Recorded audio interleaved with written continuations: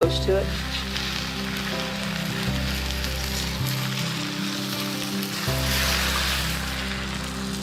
I'm gonna let that rest, and now it's time for the bread. I'm gonna start off with a little bit of bread, making my first incision. And you can do this using a spatula. Very, very easy to do. Just give it a little rock back and forth. All right, so now, saying that we're gonna get a little bit more technical, take your little paring knife, and you're just gonna cut to each angle. And then we're just gonna go into the square.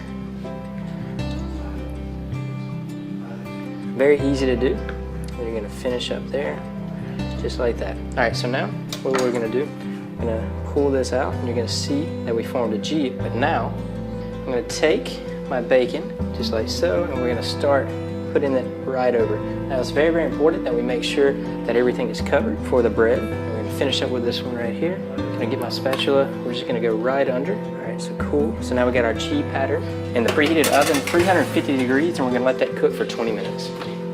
All right guys, so it looks like our sunny side up ostrich egg is cooked. All right, so now what are we gonna do? Well, our bacon is ready. So I'm gonna go ahead. You're gonna see what we're gonna be making. Push this right next to that egg. Gonna go with this one here. Again, you're gonna go very, very slowly with this. All right, so for our last one here, a little bit warm.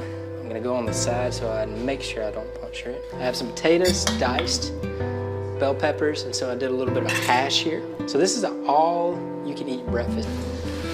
So you have bread, bacon, eggs, parmesan. Right, so we're gonna add our last little bit here. Of course, you gotta finish off with a little bit of spices. We're gonna go on the outside, a little bit of salt, right on that egg, a little bit of pepper, same thing, some chili, and then of course greenery all the way around, one big whoop.